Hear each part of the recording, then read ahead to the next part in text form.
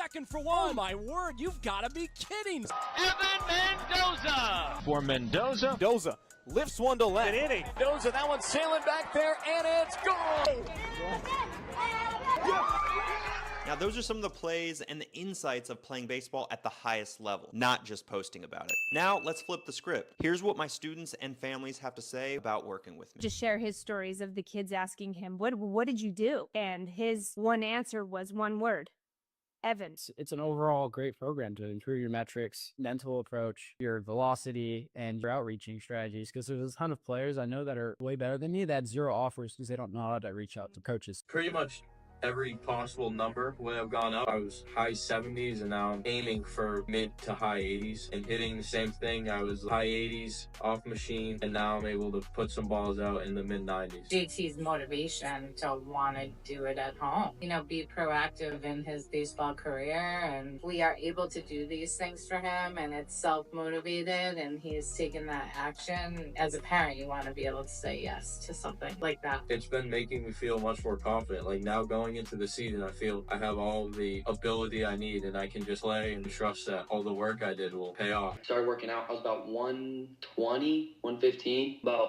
160 now. I trusted it and it worked. If you want it, go get it. It's not going to come to you. My EV was about 75 and my body weight was around 155, around that. Since I joined that, I'm up to almost 180 now and I'm hitting 80s, around mid 80s. How much more kind of committed he was and how much more confident he became in his own progress, instead of questioning himself about, am I doing the right thing or is this the right thing? So you could kind of see the stress level decrease a little bit, and then that energy could be focused on really all of the program aspects, right? Or his workouts. Do that. If you could get on and do what you said day in, day out, it's amazing. Like a game changer. Through your program, I just realized how much more I could learn. I could just feel the improvement over the course of 4 or 5 months, like you said. I could feel the improvement myself. With you being able to supply me with this type of structure, I'm able to just learn for myself and learn how to improve by myself, which makes me feel a lot better as well as a lot more accomplished in the end. You can give him guidance and he can always ask questions to you. I could see how he became more confident after talking to you every time. You're always there when he needs. I think it's really important to know or be told from someone professional like you. It was a completely new experience for us. I think we were skeptical. We dove into some of the content.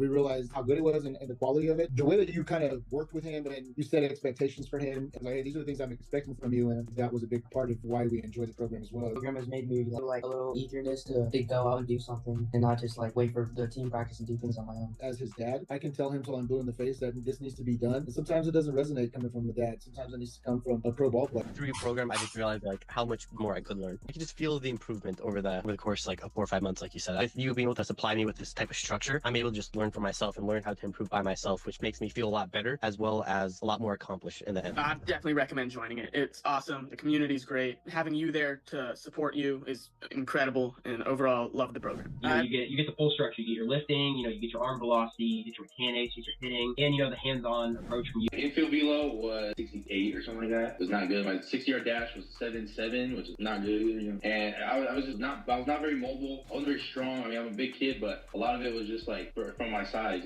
My infield velo now. All right, welcome in. Hope everyone's having a great day today. Another episode of Coffee and Baseball, guys. Welcome in. This is another episode. My favorite thing to do every morning is move this number to the next number. So today is day 14. Let's get it. And we do have a couple of questions that were in the queue. By the way, guys, my name is Evan Mendoza. I played 7 years of professional baseball between the St. Louis Cardinals and San Diego Padres. And I'm here on these lives every single day at 11 a.m. Eastern time to be able to answer your guys' questions. So let's get it started. My son is a 2025 senior. Okay, let's say senior. Or no, 2025, no. 2026. Gotcha. 2026 senior right-handed pitcher. Sitting 80 to 82. Is that recruitable anywhere? In my opinion, that's probably the middle of the pack, very average, probably D3, right? And the reason I say that is because if he's only a right-handed pitcher, like you told me, that's an area where we don't want to necessarily just put ourselves in that category of just being a PO if our abilities are 80 to 82, right? And the higher you kind of graduate up in higher levels of baseball, that's what you're going to be starting to understand the aspect of what a stock righty is. Basically, stock means just like in the grocery store, you have like the generic brand of something, like, you know, the Publix brand, or we went to Wegmans last night, so like the Wegmans brand or the Food Lion brand or whatever grocery store, like, you know, you have the generic brand, but then you also have like the Downy laundry detergent or whatever it is, right? So like if we're talking about a stock right-handed pitcher, ideally in college, what I'm thinking about is like that's probably like an 87 to 89. Pretty standard, pretty normal, nothing special, nothing that jumps off the page. So these are all things that we want to be thinking about with our recruitability. And if your son's only at the 80 to 82 mark, that's probably not going to be getting him anything past D2, in my opinion. But of course, my opinion could be wrong, and I want your son to prove me wrong at the end of the day, guys. Cool. If you guys have any baseball-related questions, feel free to ask. There's been a couple of people that have already asked some questions. So, son is a 2027, so that's a junior. Middle infielder, gotcha. But hasn't hit his growth spurt yet. Our coach is already moving on. No, by all means. Junior year, this is when recruiting will pick up, and especially in the next really the next 1 to 6 months will be the biggest lever for you and your son. If you're a 2027 right now, any position, this is go time, guys. This is the time where you're able to really showcase your abilities. This is when recruiting is going to pick up for you. So I urge every single one of you, my listeners, you guys have to get the recruiting process started right here, right now. There's really no debate. You need to get this process started. You cannot just like wait around for college coaches to find you, because that's a losing mindset. That's a losing attitude. I don't want you to have that mindset or attitude with everything that you've got going on. There's too much noise in today's recruiting landscape that I don't want you guys to get lost in everything that we're doing. So the next 1 to 6 months, if you're a 2027 infielder, outfielder, catcher, pitcher, it doesn't really matter. If you are a 2027, this is a great time to get this process started. Top Zero, yo, hope you're doing well. Today is day 14 of 50. Let's get it going. We're considering JUCO, okay? Would love to know why, and we're about to find out. We're considering JUCO, but don't want to limit options. When does that make sense? So in my opinion, this is just the way that I approach college baseball recruiting. And by all means, like I don't have everything figured out, but I just know the mindset that I had when I played professional baseball. And of course, when I was in high school and when I wasn't necessarily a D1 player at the time, I always shooted for the stars. So like I'm down here, right? I always wanted the absolute best, way up here, right? That was always my ceiling. That was my mindset of always wanting the absolute best. Now the thing is, like a lot of people don't realize, there are going to be these clouds right here, right? That's a decent representation of a cloud, right? So if you shoot for these stars way at the top, so let's say that your son's shooting to become a big leaguer. That's a really high goal, right? That was my goal always throughout my childhood and throughout my playing career. Now, if you fall short of this star and you're like, I made it right here, and then you start to retract, maybe you'll find yourself on this cloud. And maybe that's just D1 baseball, right? Maybe that's, minor league baseball. That shift of perspective, I think, is really, really important, especially for a lot of young baseball players who are developing their minds, their mindsets, their confidence. These are things that, in my opinion, matter a ton with the mindset of what we should be projecting out, especially when it comes to college recruiting, guys. So yeah, if you're just shooting for, again, JUCO as that North Star, what's the cloud that you're going to really be landing on? Because there's really nothing below JUCO. So like, is varsity baseball in high school the cloud that your son wants to land on? Like, in my opinion, like that's not the goal that I would be shooting for if I was you. I'd be shooting for the stars. It is really funny because my elementary school, Ashton Elementary in Sarasota, Florida, their motto was shoot for the stars, right? And I'll never forget that for whatever reason. Elementary school, our motto was shoot for the stars. And I remember it was actually a Kanye West song that talks about this. Hey, shoot for the stars, and if you don't hit them, basically you'll find yourself on the clouds. And actually, because I want to see what that is, shoot for stars and find clouds. Let's see if I can find that. I don't know if this is gonna work, but let's see if I'm able to do a computer. Let's do this. All right, so let's see. Reach for the stars, so if you fall, you land on a cloud. Jump in the crowd. All right, so I don't know if you guys heard that or not, but like that's a Kanye West song in, I think it's Homecoming. Gonna home again, 'cause I'm coming home again. Yeah, that song. Yeah. So, reach for the clouds and you might find yourself on the clouds, right? Or reach for the stars, you might find yourself on the clouds. So that's the mindset that I always had in baseball. And I do see that Luke joined in. Nutrition depends. Everyone is different. Like I'm doing meat, vegetables only, but that might not work for you. How locked in? Oh, I didn't see that. Sorry about that, Top. How locked in should I be on my nutrition as a 13-year-old player getting ready to play a ton in showcases? So nutrition is not necessarily going to get you ready for showcases. I think it's more of this is the day-to-day, right? So let's call it D to D, right? Day to day. If we're thinking about this like by a week to week or a month to month span, so like these are going to be wider spread and then the month to month are going to be even wider. I don't want you to be focusing on like nutrition as like a huge game plan or even like a monthly or a weekly game plan. Nutrition really needs to be winning each and every, kind of like baseball, guys. It's winning every at bat, not even winning every at bat, it's winning every pitch. So if we really break down like what a typical day, this is us magnifying just one of these days. We have a breakfast, we have a lunch, we have a dinner. So breakfast, lunch, dinner.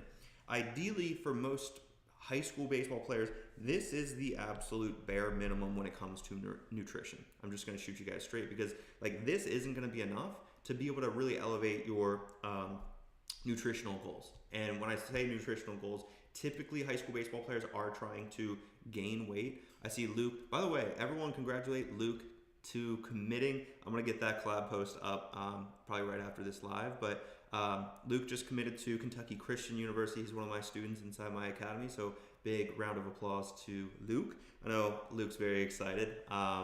Dude, I'm really proud of you. But when we're talking about like these core meals, this is where if we're trying with that goal to gain that weight, we need to have like a pre-meal for basically breakfast, right? So this pre-meal, ideally, like it can be like a protein shake, right? It can be a PB&J, right? It can be a small snack, right? It doesn't have to be anything super crazy. But again, and also, by the way, you guys are on Instagram. What do you guys think about like the overlay? It is a little bit darker, like my face is a little bit darker and that's on purpose, that's okay. And I have the iPad to be a little bit more bright. Do you guys like that? Do you guys hate that? I'm curious. Let me know down below in the chat. But like, again, this is like a pre-breakfast, a pre-lunch that can be added, a pre-dinner, and then right before bed, right? So that's bedtime, right? This can be another shake. That could be a PB&J. That could be a PB&J, right? So this is how we can get those additional calories in these extra meals rather than the core meals right here for breakfast, lunch, and dinner, right? So that's what you like it. Yeah, I'm trying to make it a little bit more obvious that we're doing like obviously like, the iPad demonstration stuff. And I don't care about my face. I'm not that pretty anyway, guys. But no, like when it comes to nutrition, especially when we're thinking about attending a showcase, like that doesn't matter. If anything, like if this is the showcase, right? And this is like the night before, right? We need to carbo load the night before. So that's like a pasta, that's a lot of breads, right? Because this carb the night before is ultimately going to transition over into the next day. And these carbs basically give us energy, right? And these carbs basically are needed to be able to perform well right here during the showcase. And hopefully that makes sense.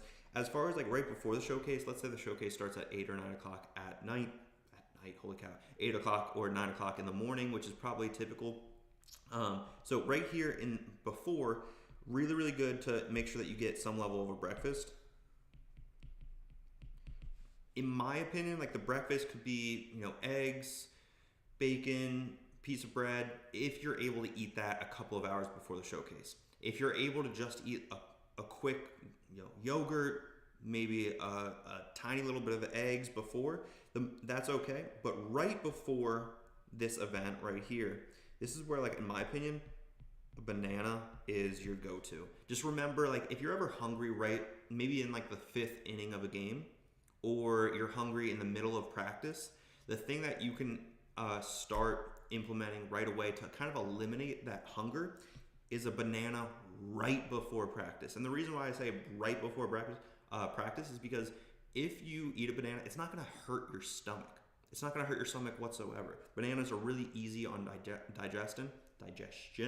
And that was actually one of my superstitions. As we're going down a little bit of a rabbit hole right now, but I don't mind it. If the topic is going to be about nutrition, superstitions, that's totally fine. But I used to have a superstition where right before my games in college, when I was hitting like 400, I had a 23-game hit streak. I would always eat a banana right before the game. And mentally, I told myself, I don't know how many of you guys understand this as well, but I think there was a study done. Of course, you see a lot of studies on Instagram and stuff like that that aren't necessarily true. But I heard that right before like the SAT, you're supposed to eat a banana because bananas are brain food. Basically, they help you think, think clearly. It's just good for the mind, right? And I heard that probably like around like my freshman or sophomore year of high school. And I remember when I got to college, I told myself, okay, well, I'm going to eat a banana right before my game, right? As brain food. So that way, when I'm in the box, I'm going to swing at the strikes and take the balls, right? And I really told myself, like, eating that banana helped me perform and also think at the plate. Like, I don't know how true that was, right? Or that study, but it's just something fun that, of course, you can incorporate if you'd like as well. Let's talk about top.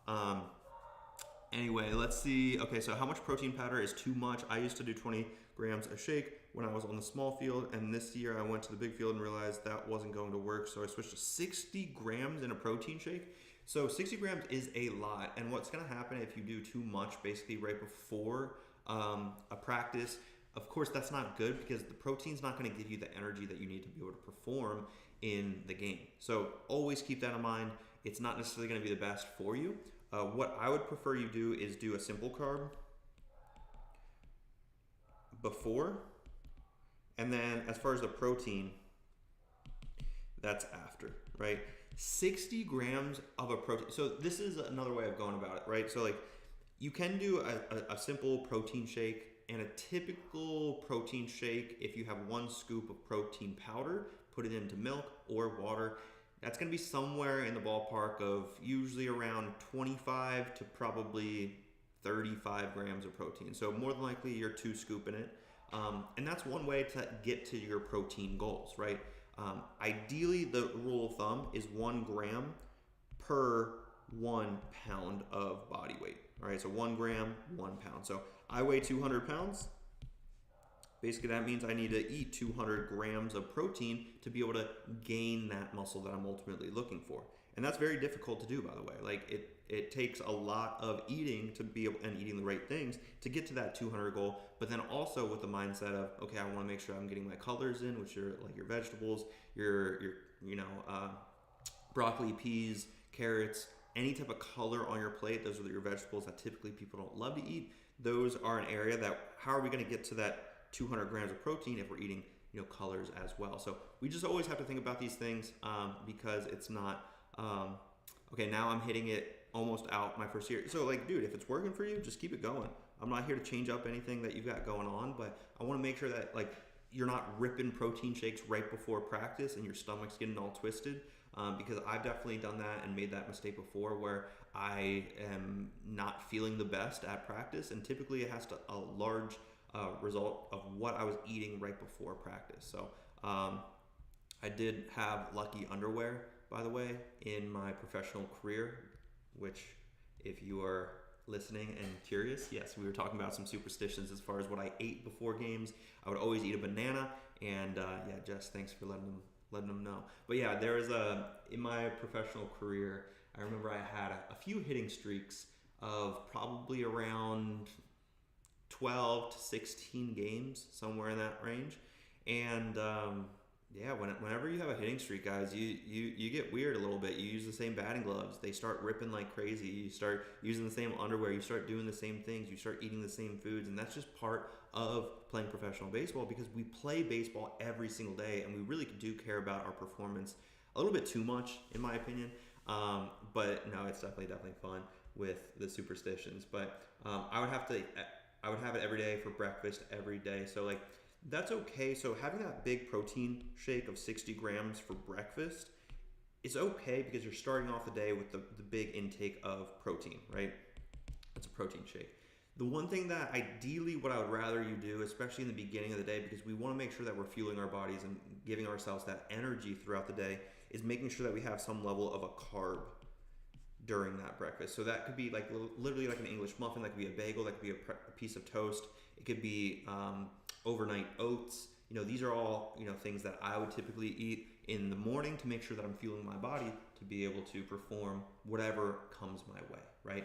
And especially when I was in pro ball, guys, with the Cardinals and whatnot, like there'd be some days where like we just show up to the field, we don't know what's on our schedule. So you always have to prepare for kind of the worst, right? You always have to prepare for the worst, where ideally what we're looking for in that day is like, okay, is it going to be a high exertion day?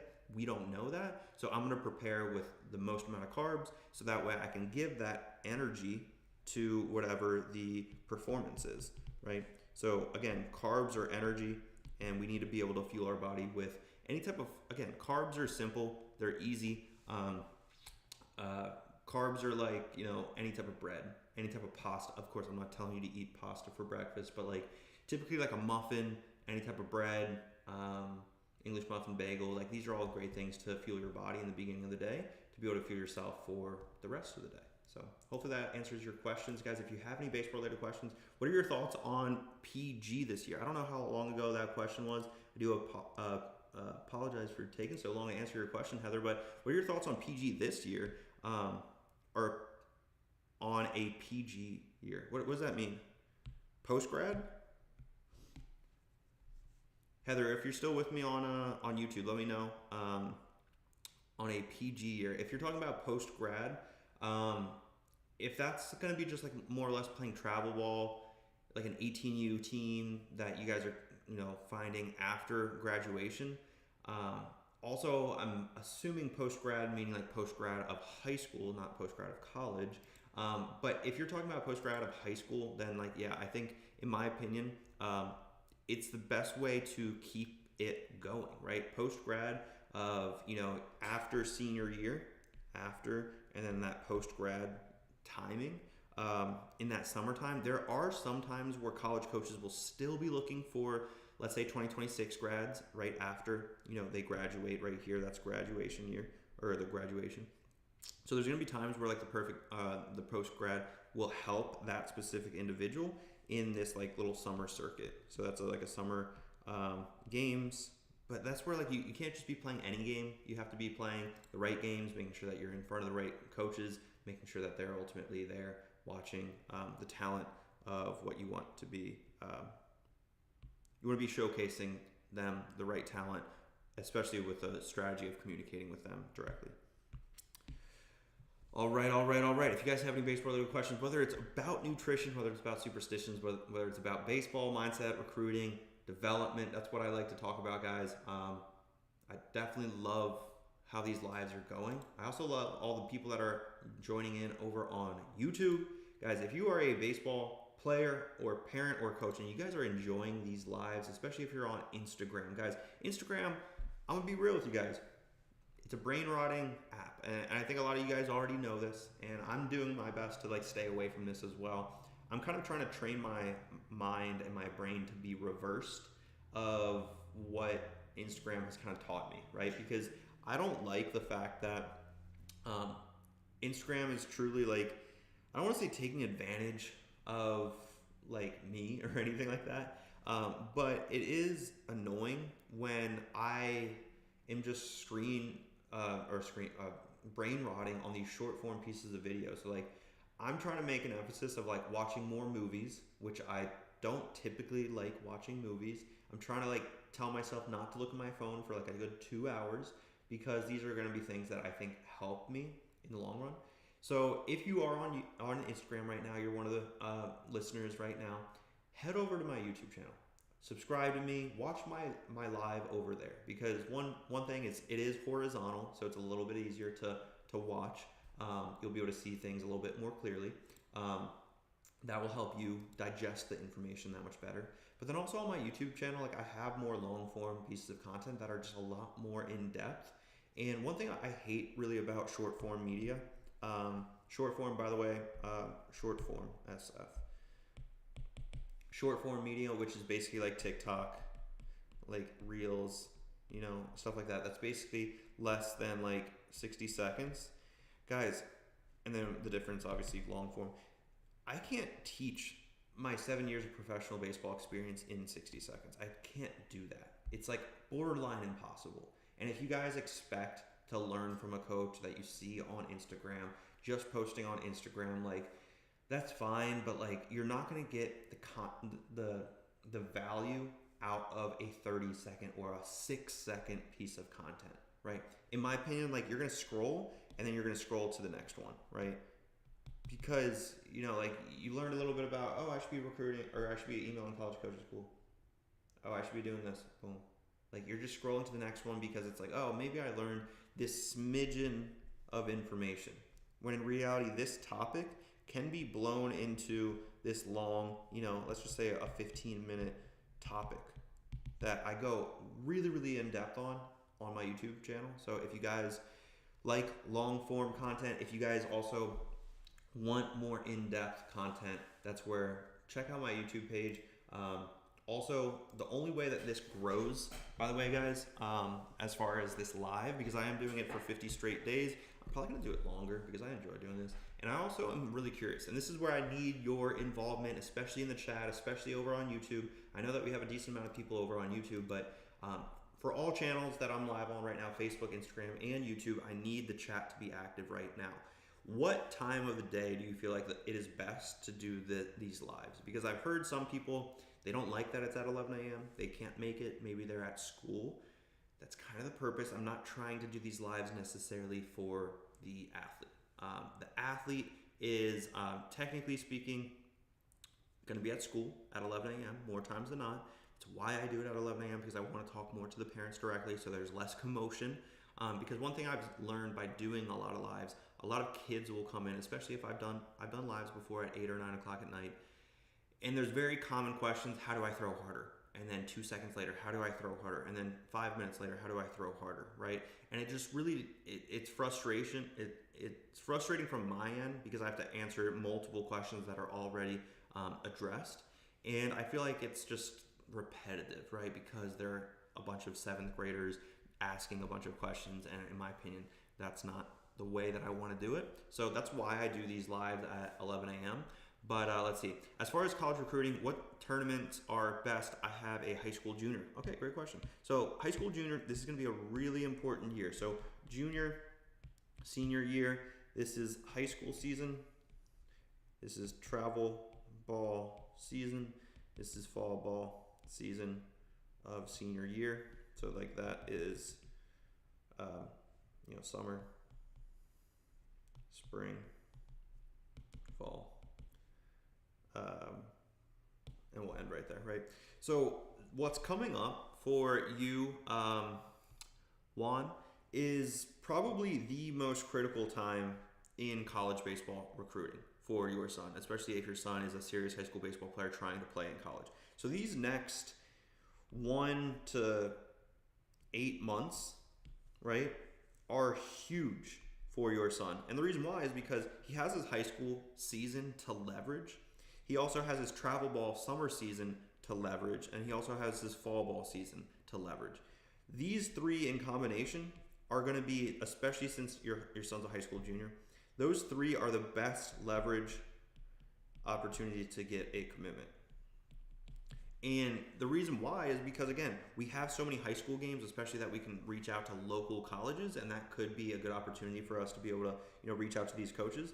Travel ball summer season, that is your prime time. That is where college baseball programs typically don't have any games, so they're going to be able to, watch your son at these perfect game, WWBAs, things like that. The fall ball season, that's going to be where their time is going to be somewhat split between their team at that specific university and recruiting for that next graduation class. But I would say this is the prime time. But to answer your question as far as which specific camps are best, which tournaments are best, I would stick to Perfect Game, and I've heard Perfect Game and PBR. These are two that are PBR definitely is in the growing stage. Perfect Game is like the OG. They're not going anywhere. These are, and by the way, Perfect Game has tournaments, and they also have the showcases, right? These are, expensive. I'm gonna go 5 expensive icons, right? The tournaments, this is gonna be the team, right? So you're not gonna necessarily get a PG grade from these, right? You're not gonna necessarily get your 60 time arm velo. You actually will get your arm velo if you're a pitcher, but you're also not going to get your EV unless they have the tracking mechanism, which I think a lot of Perfect Game fields, and especially complexes, East Point, East Cobb, WBA, and Jupiter, I think that they'll have the TrackMan data to be able to get EV. But ideally, they're not going to necessarily create a whole profile off of you just for being part of a tournament and being part of a team. This is where you're trying to win. And this is where you're trying to showcase basically your metrics. So as far as going into a deep dive here, because that's exactly what you kind of asked me, this is where on the same slide, there's really 2 that really come to mind as far as very pivotal, high leverage opportunities for your son in the summer circuit and fall circuit. The first one's going to be the WWBA. I believe it's I don't remember exactly what the name is because there's so many, but it's typically held in East Cobb, Georgia. So that's going to be in the summer. And then the other one's going to be a WWBA in Jupiter. And that's like the national championship or whatever, and that's going to be Jupiter, Florida, and that's going to be like October. So that's going to be fall ball, right? These 2 in combination, your son will get in front of the right people if you can be on a team that is invited to these tournaments. And that's the big thing with travel ball. If your son is not playing on the right team or on the right field, you're going to have a lot more of a difficulty actually getting recruited and actually getting the recognition that you feel like your son deserves. So be on the lookout for these 2, and that should definitely help you in the right direction. But again, if you can find a team that your son's going to actually be able to play for, then that's going to give him the best opportunity to showcase his skills. Yeah. Let's see, Heather, yes, an extra year after graduating from 12th grade. So yeah, as far as going back to that kind of scenario, that's where there are summer ball tournaments for like the 18U kind of grad class, like post grad year. I will say like it's not going to get the same level of traction as the WWBA in East Cobb or in Jupiter, but there are summer collegiate teams that I think would be a better route for him, because these summer collegiate teams are going to be basically your son's going to be able to showcase his skills among other college players, and that's something that you can kind of insert yourself into without being associated with a specific college. And also you can also basically reach out to college coaches to say, hey, I'm playing in this league, come out and watch my games. And they already know that you're in a college league, but you don't necessarily have a specific college program you're associated with. That kind of screams like, hey, I'm taking games serious, I'm playing on the right fields, come watch me against other college talent. It's going to be the best use of their time and also your time to be able to see, where you stack up against the competition. So that's the way that I would go about it, is like these collegiate leagues. I shouldn't have done that because I don't know how to spell collegiate. Baseball league. That's the way that I would go about it. And like, don't try going for the top tier like Cape Cod, because that's invite only. Don't even try going for like the Northwoods League, because that's pretty high up there. I think it's called the Northwoods. It might be the New England Collegiate. It might be the New England Collegiate Baseball League. That might be another one that's similar to the Northwood. But either way, like there's so many of them. There's some in North Carolina. There's some in Florida. They're all over the place nowadays. So just keep that in mind when making that decision on that post grad situation for your son, Heather. And let me know if you have any other additional or supplemental questions about that. Yeah, the exact target of what you're looking for. One, by the way, like if your son is a junior, like we typically do work heavily with sophomores and juniors right now, just because of the time frame of the whole college recruiting process. So Juan, if you're looking for a little bit more additional resources, you can always click the link down below this YouTube video. There's gonna be 3 links. Especially, this is the easier way that I like to also talk with you guys on Instagram, and the reason why I think it's important to head over to YouTube. It's a lot more interactive to be able to click the links down below the video. Instagram, we're not really able to do that other than the link in my bio. But Juan, if you want to learn a little bit more about like who I am and what my program is all about, the first link is going to talk about the triple play. The second link is going to give you a completely free course on how to reach out to these college baseball coaches. I created a 7-step course on how to reach out to college coaches the right way, specifically for baseball. We're not talking about gymnastics or soccer, right? And then the third link, this is something that I just want to quickly glance over because I'm possibly thinking about hosting a retreat in North Carolina. This is going to be an invite-only, all-inclusive event for just 5 families. It's going to be a little bit more revolving around that leadership and development side of things. We're going to go to a steakhouse. We're going to train, really, really hard for about 2 days. And yeah, it's just going to be a really awesome event. I'm going to be thinking about doing that in probably late October after that WWBA in Jupiter. But that's the third link over on YouTube. You can check that out if you want to. But ideally, Juan, for you, check out that first link, the triple play. That's exactly where your son probably needs some help with the physical, mental, and probably the recruiting side. That's just where a lot of families will need a little bit more guidance, and that's definitely where we come in and help out those players and families. So if that's something that you're interested in, Juan, I'm begging you, if you're serious about this, your son, please listen to this guy. I just committed because of Evan. Yeah, everyone give Luke, again, a round of applause. Luke just committed to Kentucky Christian University just yesterday. And Luke, I hope you don't mind me sharing a little bit of a story, but yeah, so Luke had this call scheduled with the head coach and to announce his commitment to that specific university. And Luke hits me up on Slack, which, by the way, for all my students, the main communication is on Slack. And he said, like, yeah, I just called up the coach, and he said, see you in the fall. Like, what does that mean? Like, and he said, like, I think I'm committed. Basically, that's what Luke told me. He's like, I think I committed. I was like, yeah, you did. Like, if he said see you in the fall, that means he is looking forward to seeing you in the fall, man. So no, it was just like a fun little story. Luke is playing college baseball. I think the more monumental thing that happened, Luke, for you in particular, is after I shared that excitement. You mentioned to me. I'm gonna pull it up, not necessarily for everyone to see, but just so I don't butcher it. But Luke sent over to me. What was it? He said, I never thought I'd end up playing in college, right? That's just like, that's why I do this. It's really fun. It's really fun to be able to hear messages like that, to be able to see like that impact, that difference. So congratulations to Luke. Yeah, Luke playing college baseball, definitely with a religious background at Kentucky Christian, which is always good.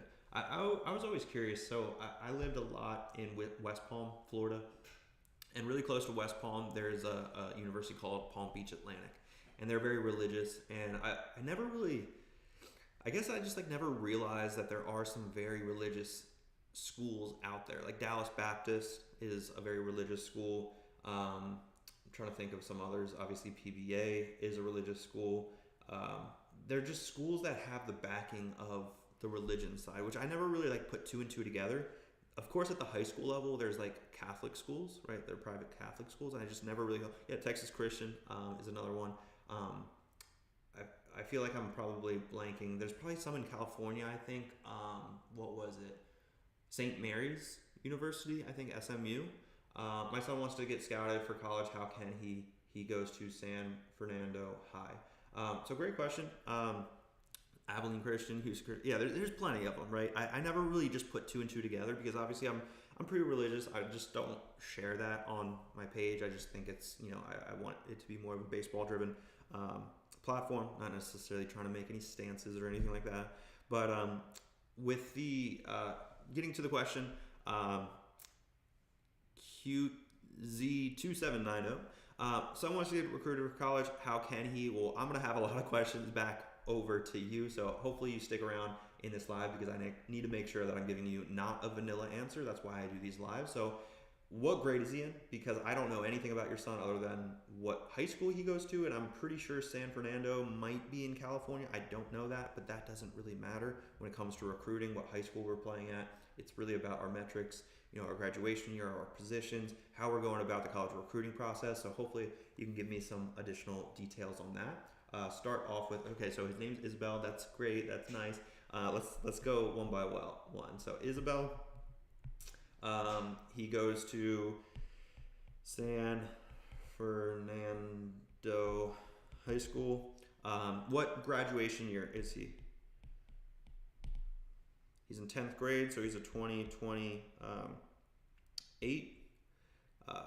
California. He is,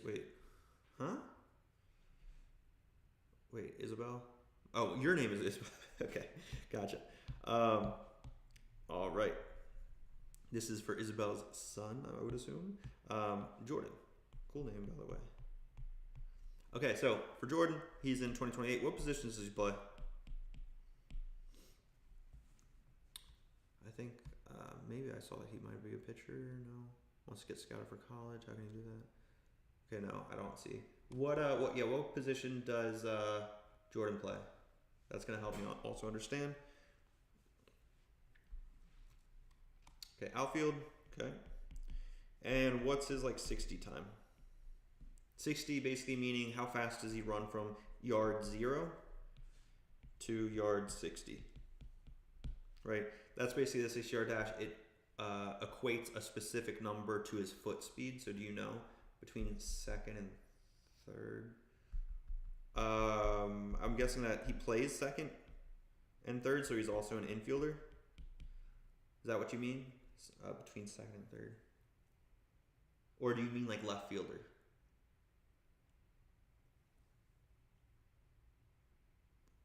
I'm not sure what you mean by that, but yeah, if you know his 60-yard dash, that's going to help me the most. I'm not sure, but his coach says he has really good speed. So if he has really good speed, this is where we don't know it, so I'm going to go ahead and put this in blue.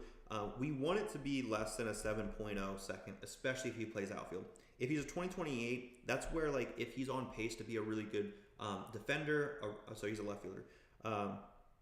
So he's really left field over here. So ideally, if he's a really fast individual and also covers a lot of ground, defense is his, basically his strong suit. We really want him to be playing center field because center fielders are where the athletic individuals really are playing. Freddie, hope all is well. But yeah, if we can get close to that 7-second mark, I know you probably don't know, but maybe he does. And if he doesn't know, have him run 60 yards in a straight line, right? If his 60 is anything higher than a 7 seconds, that needs to be his focus, especially if he's an outfielder. If he's on track with around a 7 seconds, that's good. Ideally, by the time he's a junior or senior, if he's, again, a good quality, fast individual, like you say, his coach tell him that he is, we want that really to be around a 6'4" to a 6'6". And the reason for that is because outfielders need to be able to cover ground. He sometimes does center, awesome. So we need him to be a very athletic individual if he's only playing outfield, right? So let me actually delete this because you said he's typically in left field, center field. So if anything, we're gonna move this over to outfield, right? So if he's just playing outfield, he doesn't play any infield, we really need to make sure that his 60 time right here is what outfielders should be, right? One of the outfielders, basically biggest tool can be how fast can he run.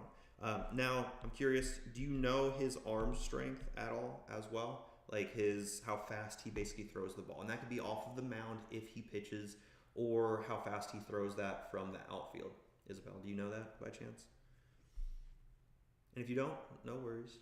But if you don't know some of these things, should I put more content for him playing and coach puts him to run for other players? Does that matter? Okay, should I put more content for him playing? You mean posting content on social media? Is that what you mean? And coach puts him to run for other players, does that matter? So that typically means he's a faster base runner, which is always good. No, I don't know how fast he throws. So without knowing, again, like without knowing, and I'm guessing if you don't know his arm strength, you probably don't know his exit velocity either. And I'm just going to assume that. If you do know, let me know. But yeah, I don't know how fast he throws. So yeah, like when he gets put into pinch run, that tells me that he's probably a pretty good runner, right?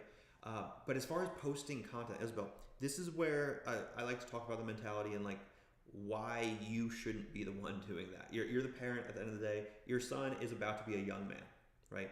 If we want to develop your son into a young man, which is really the goal of what we're doing here, especially inside the academy, is I want to make sure that he understands he needs to take the initiative to post on his own behalf if he wants to play college baseball. And I'm not going to like go down the route like, why isn't he on this live? He's at school. And the reason why I do these lives at 11 a.m. is because that way I can talk to the parents in this regard, right? If you see your son in these lives, by the way, make sure to tell him to get off his phone during school. But the big thing right here is like, he needs to take that initiative to post on his own behalf if we're talking about social media and putting more content out there. If you're the one doing it sophomore year, if you're the one doing it junior year, guess what's going to start being put onto your plate, which is kind of like a part-time job? You're going to start being required to send out emails on your son's behalf. And do I want you to do that? Absolutely not. He needs to be the one doing that. He needs to be the one taking the initiative. So senior year rolls around, he still hasn't committed because you're doing all the work. You're the one that wants to land that college commitment, not him. So always think about these things, guys. If we just do everything for our kids, and by the way, like when I was a kid, my mom did a lot of the talking for me. I didn't like that, by the way. I always like to use the example, if I went to a doctor's office because something hurt, right, my head hurt, whatever, my mom would be the one talking for me, right? So he is shy, I was shy, right? And I had to get over that hump. I started posting content in 2019 over on TikTok. And I used to be very shy to tell people I posted content on TikTok because it just wasn't really like welcomed. And this is when I had like a couple 100,000 followers over on TikTok. By the way, we have like around 360,000 followers on TikTok, really because this is compounding from posting religiously every single day, multiple times throughout the day. So that's where we're able to really confidently say we have one of the biggest platforms in baseball. We have over 500,000 followers across all platforms as far as baseball educational content.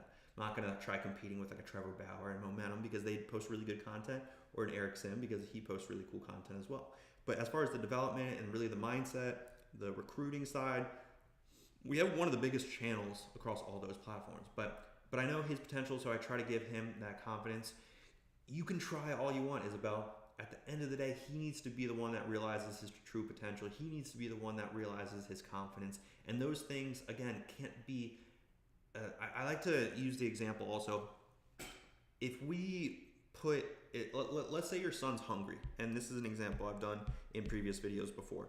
Let's say your son's hungry and we have this dinner table, right?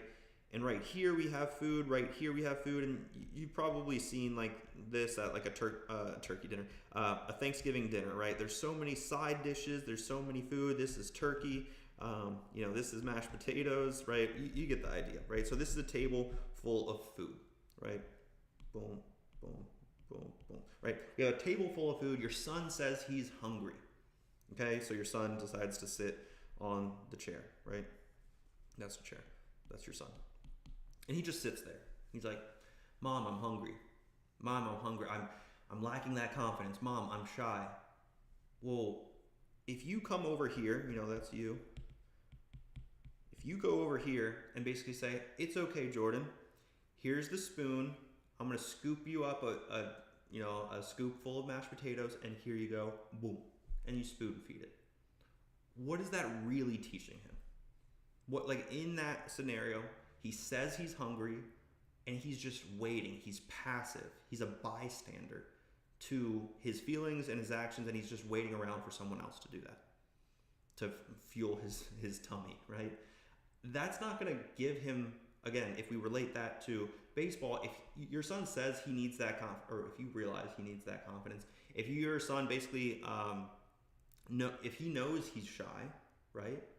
How is you doing any of that for him going to elevate his true potential? So these are like the mindset shifts that I think you guys need to hear more than me, because obviously I already played college baseball. I already played D1 baseball. I already played 7 years of professional baseball. I got to live some of these things. By the way, when I was in high school, I felt shy too. I was able to break through some of those things. I also felt incredibly not talkative, which is another way of saying shy, because I stuttered a ton. And I was able to overcome that mostly, and it was actually pretty cool. I saw a piece of content the other day. There's a college football player. He said, hey, my name is whatever. I'm a college football player, and this is my first day of posting content. And it was just a completely raw video. It was like he was FaceTiming his best friend. And he said, this is my first day of posting content. And really the reason I want to do this is so that way I can become a little bit more of a better public speaker. And I was like, oh my goodness, he gets it too. Like, that's so cool, because I remember when I started content in 2019, I posted on TikTok. I told myself, I'm just going to have fun with this because I need to be a better speaker. If I ever get to the big leagues, and by the way, I started posting content when I had some AAA time, so I was one level away from the big leagues. I told myself, I need to get better for interviews because I don't want to sound like a dumb athlete, right, in these post-game interviews. I'm pretty sure that you guys have heard some post-game interviews and you're like, oh my goodness, this guy can't even put 2 words together. I didn't want to be that guy. I wanted to sound educated. And by the way, I did engineering in college, so like I've always had my head somewhat screwed on the right way. By the way, engineering classes were very, very difficult. But I told myself I wanted to post content, especially speaking content, so that way I just felt more comfortable when I posted on social media. But then also, more importantly, when I get interviewed after a game, I didn't want to sound like weird, right? So having these secondary reasons why to do social media other than just to post content so that way he can get recruited, I think that's where the big aha can come from. So I'm not here to like force any of that direction to your son. Some people want to post content so that way you guys get some free batting gloves. Sometimes you want to post more content to get NIL opportunities, which is basically real hard, cold hard cash.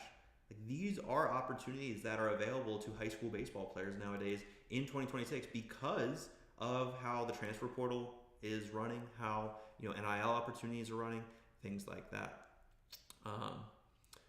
But let's see. All right. We got a manufacturer about like technically speaking, like if you had a decent social media presence, you'd have brands right there, like the manufacturer saying like, hey, we'll make you some batting gloves possibly for free and we'll send them over to you as far as samples. That way you don't have to be paying for batting gloves. So like that is an angle that I don't want you guys to take, because if you guys are taking that angle too much, then it's going to come across as weird. I'd much rather, instead of you or your son creating that content, I don't want you to do that. I want you to document his journey. If you can document his journey, and by the way, I said you know what I mean by now, right? By him documenting his journey, it's not only going to become a huge, great, awesome library of cool videos that he can always go back to when he's 30, 50, 70 years old. And this is like a mindset that I always had as far as social media.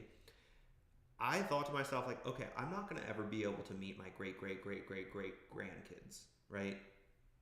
Probably not, right? I'm not going to be able to live that long, right? But my great grandkids might think it's really cool that their great grandfather played professional baseball.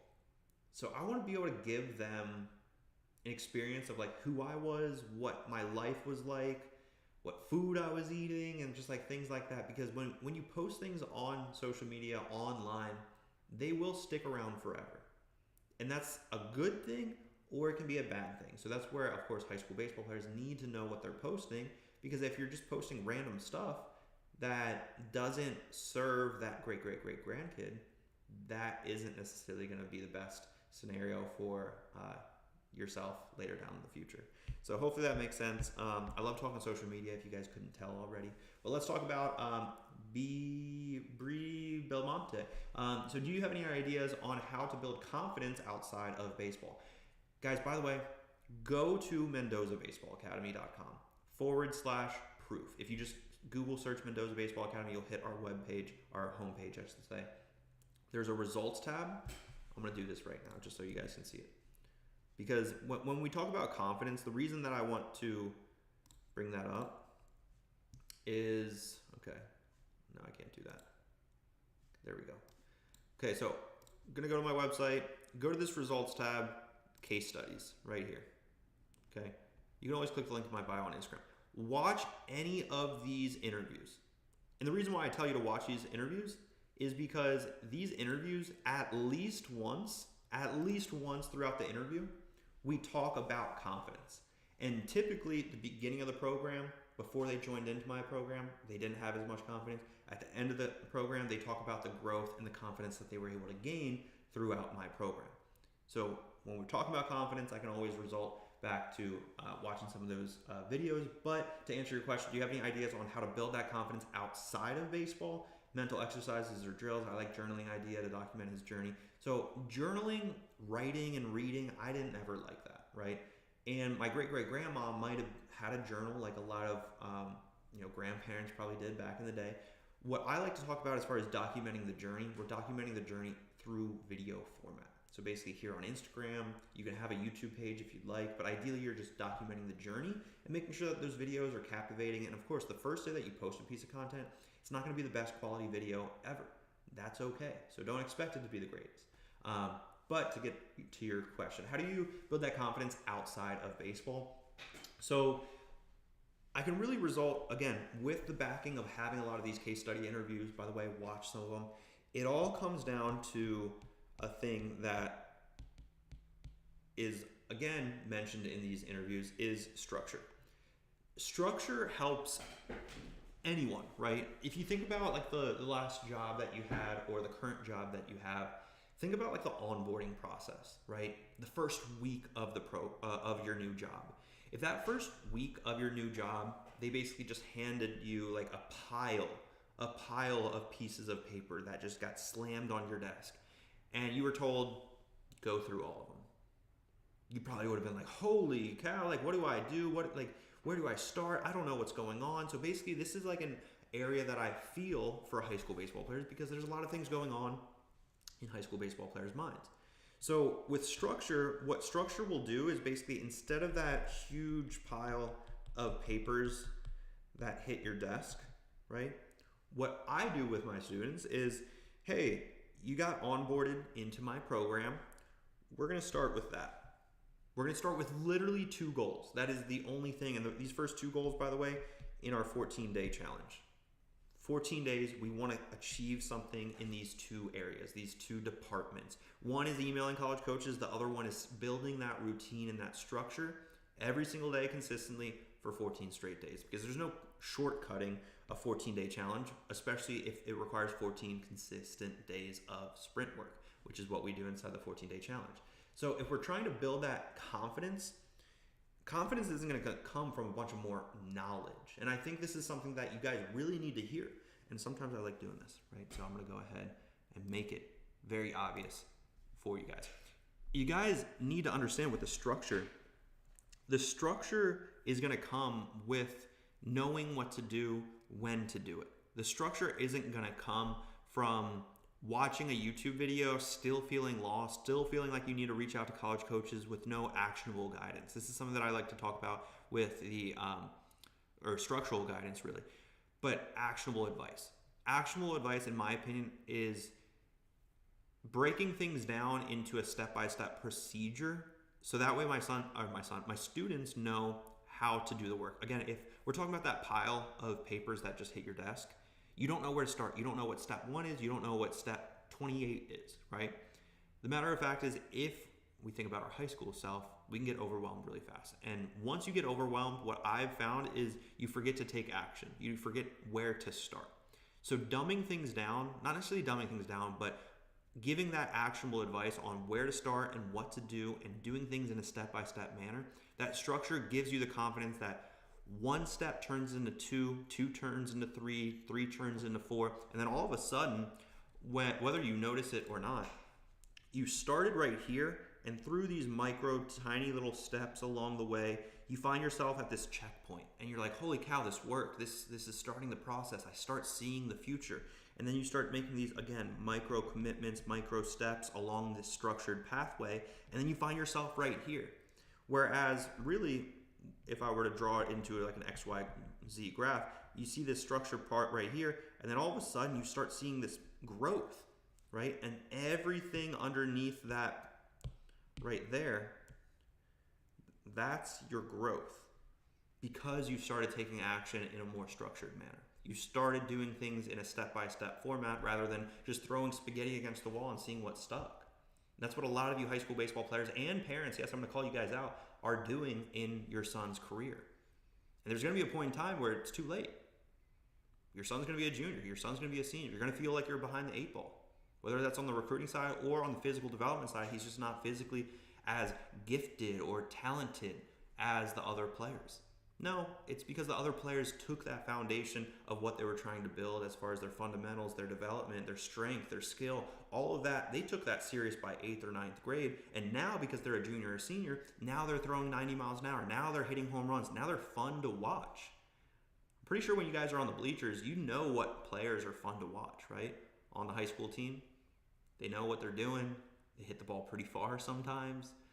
You know, they pimp home runs. They make nice diving plays on defense.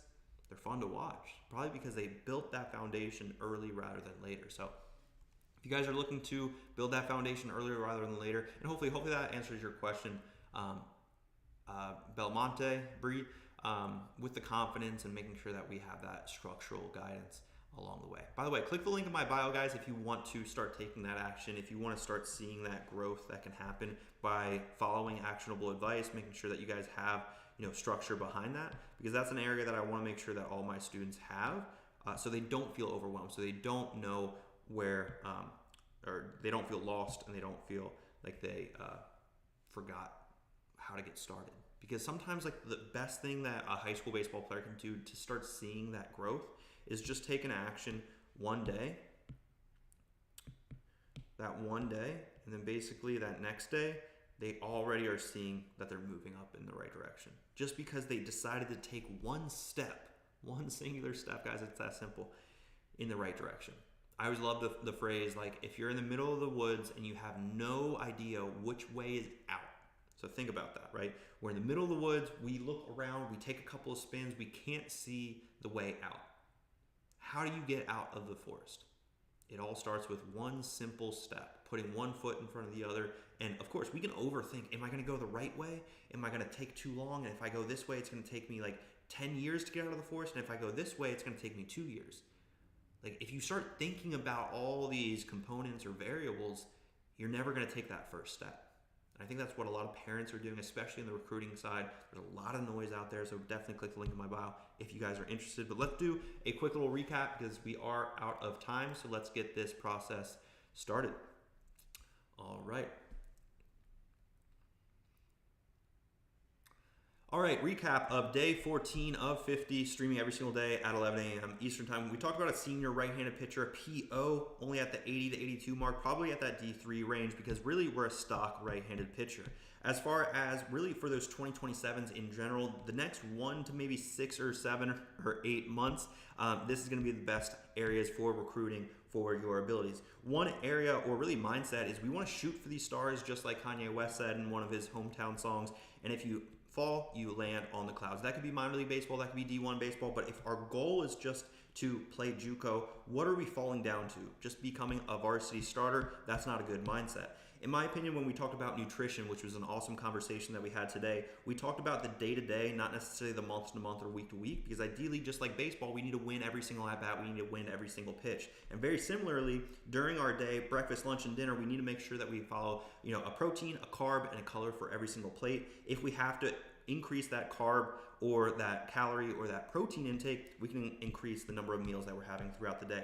Again, we talked about carbs giving us that energy the night before maybe a good showcase or a game or a tournament. We want a carbo load, or we talked about the banana right before the game. That was a superstition that I had. I also talked about how bananas were like good for your brain.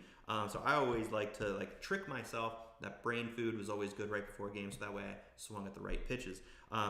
Simple carbs before, 1 gram of protein per pound of basically body weight. So I weigh around 200 pounds. 200 grams of protein is what I'm going to always be shooting for, so that way I can build muscle. If you're doing a 60-gram protein shake for breakfast, I would want to incorporate some level of carb as well, because that's going to definitely help with the overall performance throughout the day. Also, we talked about a post-grad summer season, that's where I would prefer that you play in a summer collegiate league. We also talked about short form social media and long form, guys. Short form, we all know, it's kind of just brain rot content, so that's why if you've made it this far in this video, make sure to hit me up on YouTube so you can join into the next live and get notified. Again, what I talk about for high school juniors, 2027 grads, the next 1 to 8 months, this is the biggest leverage to be able to commit to a specific college that your son wants to play at, not just a college. We also talked about the difference between perfect game, tournaments and showcases. Showcases spend a lot of money, obviously, just to get the metrics. The tournaments is really where the team is trying to win, and there's not necessarily going to be a perfect game profile or anything like that, but as far as two tournaments to really be looking out for, the WWBA in East Cobb and the WWBA in Jupiter are huge ones. And we also talked about Jordan's specific situation. Jordan's mom, Isabel, didn't necessarily know any of the metrics, and this is where without those, I was not really able to guide them in the best capacity. So if you know those metrics, it's definitely going to be helpful. And we really talked about building that mental confidence. If your son is sitting at a plate full of food and he says, "Mommy, I'm hungry," and you come over here and spoon feed him, what is that really teaching him? So that's really going to those private hitting lessons every single day, or posting on his own behalf on social media, or doing anything for him. We need to make sure that he understands he needs to feed himself if he's hungry, and especially with that mental awareness and that confidence. These are the things where, especially on the social media side, we don't want to create content, we want to document the journey. And then last but not least, we really talked about that structure and that structural guidance. If at your last job you received a huge pile of papers throughout maybe your first day of work, it gets very overwhelming. So inside my academy, one thing that we do in our 14-day challenge is really simplify everything and just take micro steps in the right direction, and over a long period of time, that's where we're able to see that growth. Whew, that was a good one, guys. That was a really awesome recap. I'm not usually that quick with my words. I'm usually pretty stuttery, and that one was just like bang, bang, bang, bang, bang. So guys, we're a little bit over time.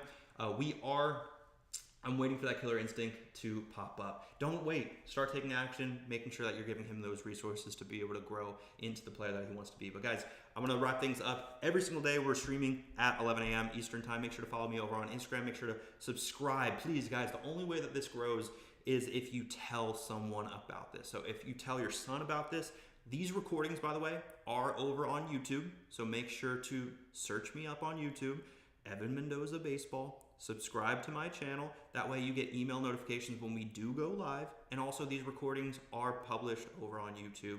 I think like after a couple of minutes, we finish up the live. So if you want to revisit any of the information that I was sharing here today, or if you want to watch it with your son, definitely do that. And then after you watch this specific video or revisit one of my previous lives, check out my MendozABaseballAcademy.com. It's probably a link in my bio on Instagram or on YouTube. You'll be able to figure it out. And if you can't figure it out, we're probably not a good fit for each other. But there's going to be a video that you watch. It's about 15 minutes long. It really explains my entire program in its entirety. And then when you click, the button that says "See if your son qualifies," you'll be redirected to a calendar page to be able to schedule out a Zoom call. Really, that Zoom eligibility review is to see if we can even help your son. As you can imagine, we can't help every single high school baseball player out. Sometimes it's because the son or the player doesn't want to improve. Maybe his mindset's just not in the right place to work with us, because we want to make sure he's a good fit for us equally as you guys probably want to make sure that we are a good fit for you. So that's what the eligibility review is. It is part of our process. It is a requirement, and that is where we go over all of your specific questions and map out that game plan for your son. So if that sounds interesting at all, click the link in my bio on Instagram or down below this live right now on YouTube, or just Google search MendozABaseballAcademy.com. Make sure to check out some of those case studies, and I'll see you guys tomorrow. Welcome Evan Mendoza to the program. Cardinals third baseman Evan Mendoza. Giving it a look, finds the railing and he tumbles over, but he made the catch. Unbelievable, Evan Mendoza. Gran jugada en Evan Mendoza, dos joyas defensivas. Evan Mendoza makes a great up the middle. Mendoza throws on the shortstop. Mendoza field spins. Mendoza throw to first in time. Wow, what a play by Evan Mendoza. Short. Mendoza to second for one. Oh my word, you've got to be kidding. Evan Mendoza. For Mendoza lifts one to left. An inning. Mendoza, that one's sailing back there, and it's gone.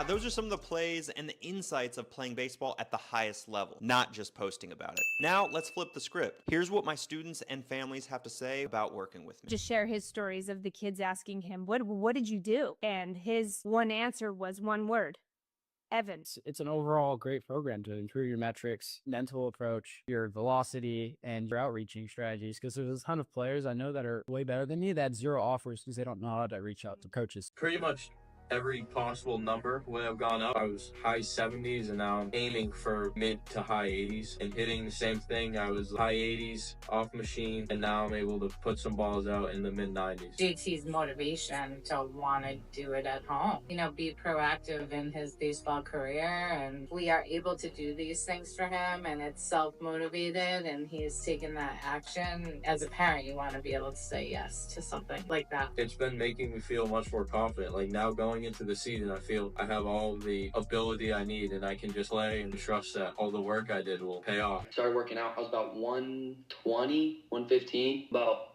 160 now. I trusted it and it worked. If you want to go get it, it's not going to come to you. My EV was about 75 and my body weight was around 155, around that. Since I joined that, I'm up to almost 180 now and I'm hitting 80s, around mid 80s. How much more kind of committed he was and how much more confident he became in his own progress, instead of questioning himself about, am I doing the right thing or is this the right thing? So you could kind of see the stress level decrease a little bit, and then that energy could be focused on really all of the program aspects, right? Or his workouts. Do that. If you could get on and do what you said day in, day out, it's amazing. Like a game changer. Through your program, I just realized like how much more I could learn. I could just feel the improvement over the course like of 4 or 5 months, like you said. I could feel the improvement myself. With you being able to supply me with this type of structure, I'm able to just learn for myself and learn how to improve by myself, which makes me feel a lot better as well as a lot more accomplished in the end. You can give him guidance and he can always ask questions to you. I could see how he became more confident after talking to you every time. You are always there when he needs. I think it's really important to know or be told from someone professional like you. Which was a completely new experience for us. I think we were skeptical. We dove into some of the content.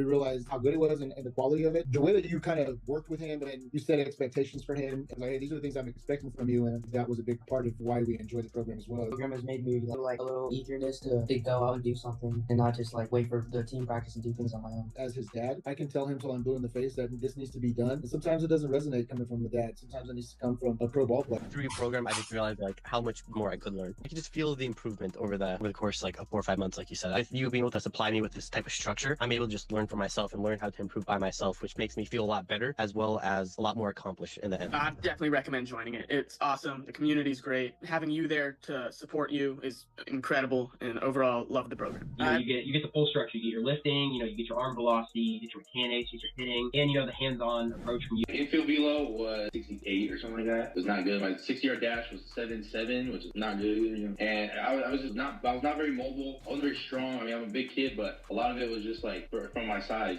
My infield velo now is 80, and my 6-yard dash is 7.0. It's insane. What was the root cause for all that? I mean, it was just staying consistent with the program. I think just I had to really stay on, like focus on the path that I was trying to get. You know what I'm saying? I was trying to become elite. I was trying to get better. I know the stats. At the time, I was like, oh yeah, that's not that bad. But going back and looking